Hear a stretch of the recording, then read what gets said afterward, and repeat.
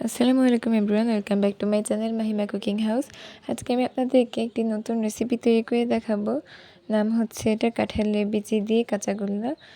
So নামটা শুনে হয়তো মনে হচ্ছে যে একদম ইউনিক একটা রেসিপি। সো আর এত দেরি না করে আমরা মূল রেসিপিতে চলে যাবো, কিন্তু তার আগে আপনারা যারা আমার চ্যানেলে একদম নতুনই এসেছেন তারা অবশ্যই চ্যানেলটি সাবস্ক্রাইব করে আমার পাশেই থাকবেন এবং আর প্রতিদিন নতুন নতুন রেসিপি পেতে আমার চ্যানেলটি অবশ্যই কিন্তু সাবস্ক্রাইব করে রাখবেন। আর যারা আগে থেকেই করেছেন তাদেরকে অসংখ্য অসংখ্য ধন্যবাদ।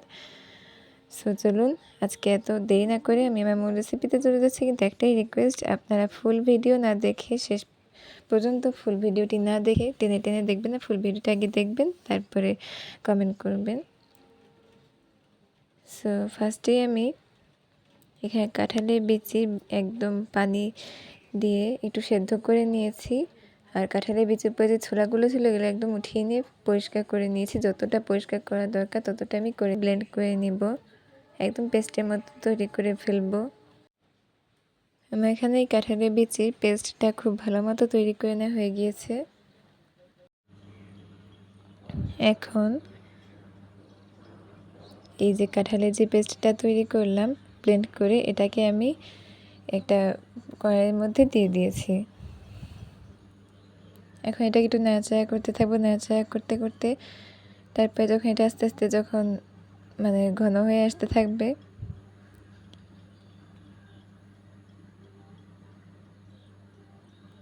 দেখতেই পাচ্ছেন কেমন হচ্ছে।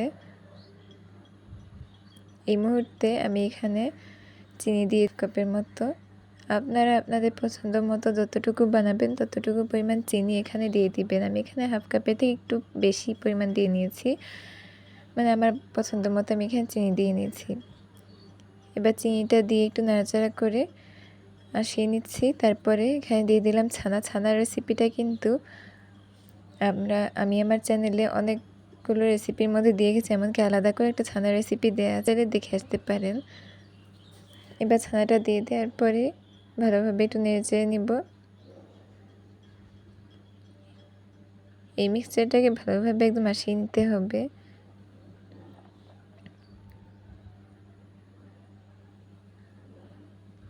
এটাকে কিন্তু কন্টিনিউয়াসলি নেড়ে চেড়ে যেতে হবে, একটুও কিন্তু এটাকে নাড়াচাড়া থামানো যাবে না, নাহলে কিন্তু নিচে লেগে যাওয়ার চান্স আছে। এটা নাড়তে নাড়তে কিন্তু আমার হাত ব্যথা হয়ে গিয়েছিল, আপনাদেরও কিন্তু এমনও হবে, কারণ এটা নাড়াচাড়া না করলে কিন্তু নিচে লেগে যাবে। এর জন্য এটাকে পুরোপুরি নেড়ে চেড়ে একদম পুরোটা কিন্তু এটাকে আসাতে হবে, একদম পুরোপুরি নেড়ে চেড়ে। তারপর এখানে আরেকটু পরিমাণ চিনি দিয়ে দিয়েছি। আমার কাছে মনে হয়েছিল যে চিনির পরিমাণটা একটু কম, এর জন্য আমি আরেকটু চিনি দিয়ে দিয়েছি, আরও 2 চামচ পরিমাণ দিয়ে দিয়েছি।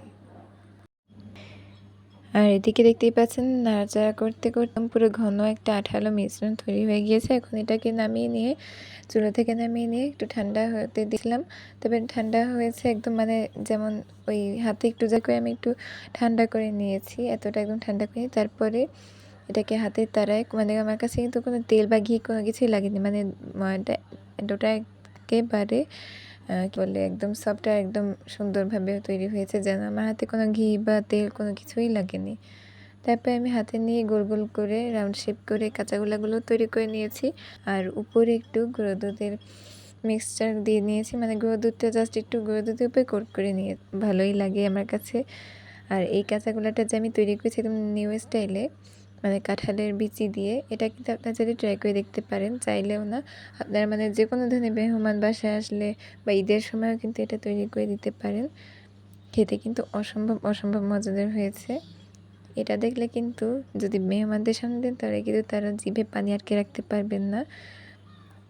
সো আজকের ভিডিওটি আমার কাছে কেমন লাগলো অবশ্যই কেউ কমেন্টে জানাবেন, এবং আপনারা যারা আমার চ্যানেলে নতুন এসেছেন তারা অবশ্যই চ্যানেলটি লাইক কমেন্ট শেয়ার করবেন এবং সাবস্ক্রাইব করবেন। এবং এতক্ষণ পর্যন্ত যারা আমার সাথে ছিলেন তাদেরকে অসংখ্য অসংখ্য ধন্যবাদ। এভাবে আমার সাথে থাকবেন এবং আমার পাশে থাকবেন আমার চ্যানেলকে এবং আমাকে সাপোর্ট করে। সো আজকে এত কথা বাড়াবো না, একটা রিকোয়েস্ট রইল, এই কাঁচাগোল্লাটা আপনারা চাইলে প্লিজ প্লিজ প্লিজ অবশ্যই একবার বাসায় তৈরি করবেন, নাহলে কিন্তু এই আসল টেস্টটা কিন্তু বুঝতে পারবো। আজকে এখানেই বিদায় নিচ্ছি, সবাই ভালো থাকবেন, সুস্থ থাকবেন, আল্লাহ হাফেজ।